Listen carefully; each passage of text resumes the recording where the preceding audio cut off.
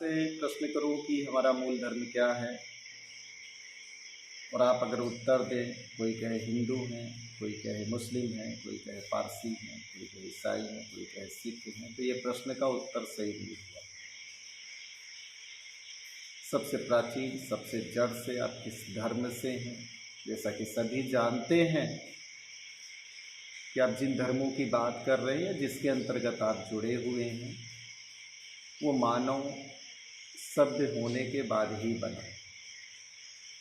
जब मानव सभ्य नहीं था, जब उसको लिपियों का ज्ञान नहीं था, उस समय मानव एक ही धर्म के साथ जीवन की शुरुआत किया था और वो धर्म आज तक चला रहा। और जब तक मानव सभ्यता और इस पृथ्वी पर जीवन रहेगा, तब तक वो धर्म हमेशा चलता रहेगा।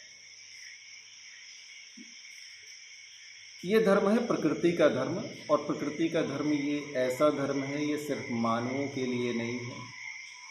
ये प्रकृति में जिस प्राणी में जीव होता है, हर तरह के प्राणियों के लिए ये मानव धर्म होता है। जैसा कि आप अपने धर्मों में पढ़ते हैं, धर्मशास्त्रों में पढ़ते हैं कि धर्मों के नियम के विरुद्ध गए तो आपको पाप का भागीदार बनना पड़ेगा। तो ये धर्म के नियम भी कहाँ से आए? जिन धर्माचार्यों ने ऐसे धर्मों को बनाया, उन्होंने प्रकृति को देखा। उन्होंने देखा कि जब व्यक्ति प्रकृति के साथ खिलवाड़ करता है, प्रकृति का नुकसान करता है, प्रकृति के चक्र के विरुद्ध जाता है, तो उसको उसका दुष्परिणाम भोगना पड़ता है। उसी के आधार पर धर्म बने। तो वो धर्म भी यहीं से निकला हुआ है, क्योंकि सबकी माँ प्रकृति देवी है और सभी धर्मों का उदय प्रकृति धर्म से हुआ है। इस धर्म को आप छोड़ नहीं सकते। अगर छोड़े तो आपको बहुत भीषण दुष्परिणाम भोगना पड़ेगा। प्रकृति का धर्म एक ऐसा धर्म है कि जिसमें सब धर्म, सब जीव, सब जंतु व्याप्त हैं, जुड़े हुए हैं।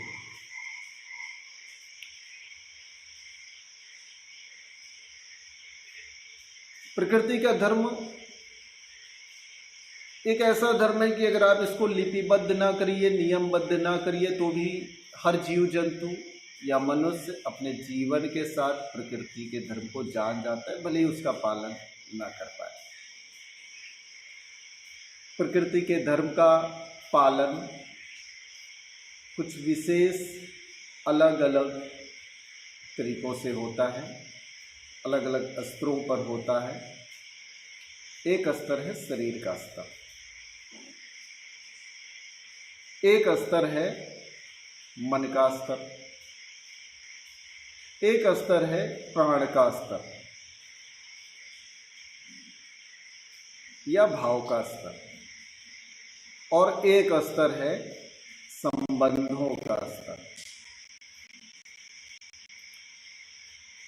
जब व्यक्ति शरीर के स्तर पर प्रकृति धर्म का निर्वहन करता है, तो उसके साथ में जो एक प्रकृति के अनुसार दिनचर्या है। अभी आप भूल जाइए कि धर्म ग्रंथों में, आयुर्वेद में या पुस्तकों में क्या लिखा है, क्या हमें बताता है। एक प्रकृति के अनुसार से दिनचर्या है। मान लीजिए कि आप सभ्य मानव नहीं होते, आपके पास लिपि का ज्ञान नहीं होता, आपके पास जलाने के लिए लाइट नहीं होती, चलाने के लिए मोबाइल नहीं होता, तो आपकी दिनचर्या क्या होती? प्राकृतिक रूप से। तो प्रकृति आपको खुद ही, प्रकृति के साथ आपको रहना पड़ता। प्रकृति को उस समय बिल्कुल नहीं छोड़ सकते थे, क्योंकि आपके पास लाइट नहीं है, मोबाइल नहीं है, अपने दिमाग को दूसरी जगह व्यस्त रखने का कोई संसाधन नहीं है। तो आप रात्रिचर नहीं है, रात्रि में देख नहीं सकते, इसलिए आपको दिन में जीना पड़ता। तो इसका मतलब अंधेरा हुआ उससे पहले तक आपको पेट भर के सो जाना है, और अंधेरा हुआ आपको फिर उसमें कुछ नहीं करना, क्योंकि अंधेरे में आपके पास कोई संसाधन नहीं है। कोई लाइट नहीं, कोई टॉर्च नहीं, कोई मसाल नहीं, कोई आग जलाना नहीं जानते। रात्रि में सो गए और रात्रि 10, 11, 12 घंटे की रात्रि है कि आप 10, 11, 12 घंटे नहीं सो पाएंगे। तो जो रात्रि होते ही सो जाते थे वो 7-8 घंटे में लगभग ब्रह्म मुहूर्त में उठ जाते थे, क्योंकि ब्रह्म मुहूर्त में एक ऐसी ऊर्जा होती है कि अगर सूर्य का प्रकाश भी ना दिखाई पड़े तो भी आप अंधेरे में हल्का देखने का प्रयास करिए तो बड़े आराम से देख सकते हैं। आप अपने कार्य कर सकते हैं। और हमारी ऋषि मुनि परंपरा ने इस चीज़ को बखूबी बताया, इस चीज़ को बखूबी समझाया हुआ है।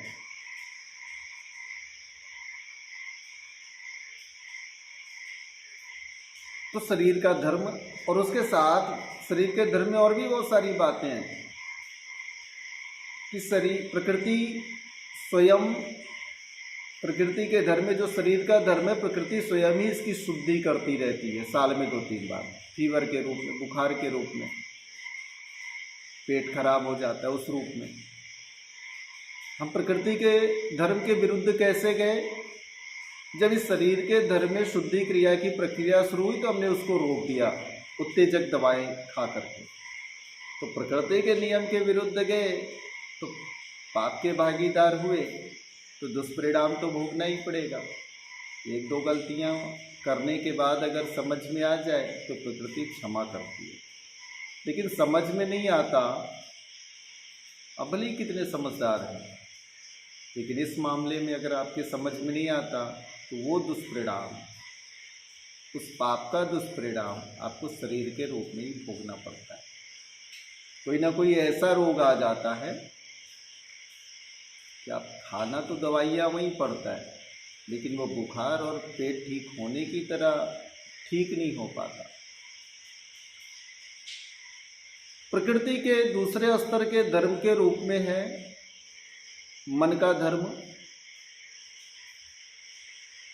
मन के साथ में आपकी इंद्रियां जुड़ी हुई, भोग करने वाली इंद्रियां जुड़ी हुई। भोग हमारे जीवन में क्यों है? भोग की इंद्रियां होना भी जरूरी है, उससे हम अपने शरीर को पुष्ट कर सकते हैं, जुड़ा उसके साथ भी शरीर है। तो भोग की इंद्रियों के साथ हम अपने आप शरीर को पुष्ट कर सकते हैं, लेकिन होता क्या है कि भोग के इंद्रियों के वश में होकर के हम अपने शरीर को तोड़ देते हैं, अपने शरीर को कमजोर कर देते हैं। यह प्रकृति के धर्म के विरुद्ध होता है और हमेशा करने पर, लंबे समय तक करने पर प्रकृति धर्म के अनुसार ये भी एक पाप होता है और उसका दुष्परिणाम भोगना पड़ता है। तीसरा धर्म है प्रकृति का भाव के रूप में या आत्मा के रूप में। भाव क्या है कि जिससे भोग इंद्रियों का कोई लेना देना नहीं होता, लेकिन उसको हम अंदर महसूस कर सकते हैं, अंदर उसको फील कर सकते हैं, सुख के रूप में, दुख के रूप में। अब अगर ये बिगड़ जाता है तो क्रोध के रूप में, द्वेष के रूप में, ईर्ष्या के रूप में, अहंकार के रूप में सामने आता है।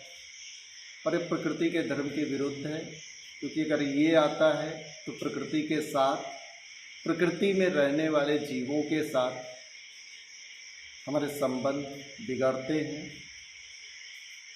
और अगर ये दुर्गुण आ जाता है तो कहीं ना कहीं से ऐसे दुर्गुणी व्यक्तियों के कारण प्रकृति को नुकसान होता है। ये भी एक प्रकृति के धर्म के विरुद्ध कार्य है, पाप का कार्य है। इसलिए इसको करने के बाद भी व्यक्ति को उसका दुष्परिणाम एक समय भोगना पड़ता है। चौथा महत्वपूर्ण धर्म है संबंधों के रूप में आपका आपके साथ संबंध, आप अपने साथ कैसा व्यवहार करते हैं। तो आपके साथ आपका जो संबंध है, जैसा कि उसमें सारे ये तीनों धर्म आ गए, शरीर के, मन के, आत्मा के। आप अपने शरीर के साथ कैसा व्यवहार कर रहे हैं, आप अपनी भोग इंद्रियों के साथ कैसा व्यवहार कर रहे हैं, तो आपका आपके साथ क्या व्यवहार है। उसके बाद आपका प्रकृति के साथ क्या व्यवहार है, जीव जंतुओं के साथ क्या व्यवहार है, पेड़ पौधे के साथ क्या व्यवहार है। ऋषि परंपरा ने वेदों में इन चीज़ों को आपको दे दिया। आप अपने साथ आयुर्वेद और योग के माध्यम से कैसा व्यवहार करिए, और आप प्रकृति के साथ कैसा व्यवहार करिए। ऋषि परंपरा ने हजारों साल पहले इस चीज़ को आपको दे दिया कि प्रकृति के धर्म को हम समझने की कोशिश करें। वेदों में ऋषि परंपरा ने कभी ये नहीं लिखा कि ये जो वेद लिखा जा रहा है ये हिंदू धर्म या सनातन धर्म के लिए लिखा जा रहा है, या सनातन धर्म का वेद है। कुछ सनातन धर्म के विरोधी मूर्ख लोग आज जब वेदों की प्रतियों को जलाते हैं तो मुझको लगता है कितनी बड़ी मूर्खता है। उस समय धर्म के नाम का कोई चलन ही नहीं था। उस समय प्रकृति के धर्म में जी रहे थे, और ये बात बिल्कुल सत्य थी। इस तरह से इस प्रकृति धर्म की जो विकसित सभ्यता थी, शुरुआत थी, वो भारतीय संस्कृति से हुई है। इसमें आप कोई प्रश्न नहीं कर सकते, शंका नहीं कर सकते, ये सारा प्रमाण मौजूद है। धर्म के रूप में, धर्म के नाम के रूप में तो हम बाद में सामने आए, और वहीं प्रकृति के अनुसार जो एक चक्र था, जीवन था, ये आगे चल करके सनातन या हिंदू धर्म के नाम के रूप में परिवर्तित कर दिया गया। तो हमको बचाने की लड़ाई किसकी करनी है? हमको बचाने की लड़ाई किसकी करनी है? हमको क्या सिर्फ ये केसरिया रंग के लिए बचाने की लड़ाई करनी है? हमको प्रकृति के हरे रंग की भी बचाने की लड़ाई करनी है। हमको आकाश के आसमानी रंग के भी बचाने की लड़ाई करनी है।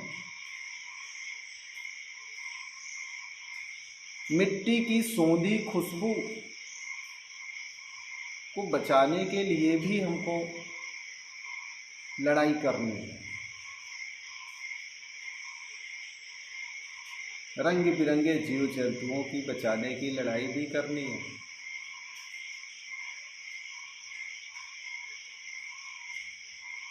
और हमको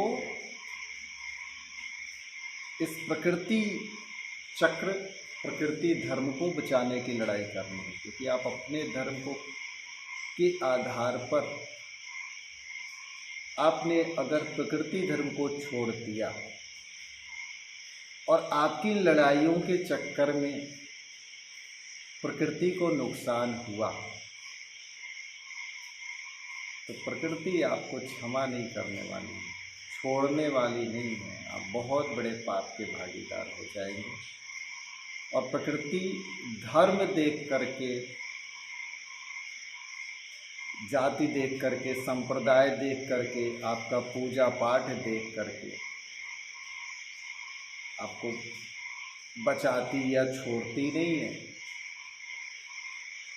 आपने किया है, और पूरी मानव सभ्यता ने अगर मिल करके किया है प्रकृति का नुकसान, तो प्रकृति पूरी मानव सभ्यता को सजा देगी। आप एक उदाहरण देख लीजिए, कोरोना जैसे काल में किस सभ्यता को सबसे ज़्यादा नुकसान हुआ? तो किसकी देन थी? प्रकृति की देन थी। उन्होंने, प्रकृति ने ऐसे रोग को चुना, ऐसी सजा दी कि जिससे सिर्फ और सिर्फ मनुष्यों को नुकसान हो। मनुष्यों को हानि। आपके धर्म के कपड़े के रंग को देख करके नहीं चुना, आप किस रंग की कैसी टोपी पहनते हैं उसको नहीं देख करके चुना, आप कलाई में क्या बांधते हैं उसको देख करके नहीं चुना।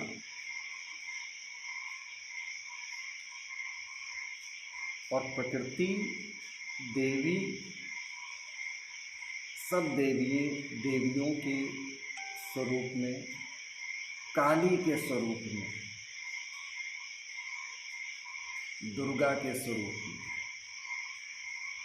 या किसी अन्य धर्म में प्रकृति देवी जो सबसे उत्कृष्ट देवी होंगी, उनका जो नाम होगा उसके स्वरूप में ही विद्यमान है। इनका अलग अलग नाम है।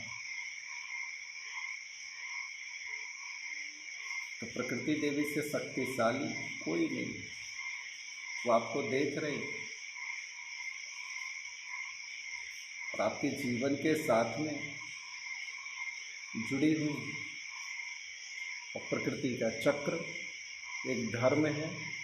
अगर आप इस धर्म का पालन करेंगे तो निश्चित ही है कि प्रकृति आपको समृद्धि देगा, उत्कृष्टता देगी, मान देगी, सम्मान देगी, संघर्षों में जीना सिखाएगी, बुरी से बुरी परिस्थितियों में भी आपको उभरना सिखाएगी। और प्रकृति धर्म को आपने छोड़ा तो आपका बना बनाया बहुत कुछ धराशायी हो जाएगा, बिगड़ जाएगा, समाप्त हो जाएगा। प्रकृति धर्म को समझिए और इस धर्म के साथ जुड़िए। यही मानव सभ्यता को भविष्य में बचाने की सबसे महत्वपूर्ण दिशा है, सबसे उत्कृष्ट ज्ञान है। धन्यवाद, नमस्कार।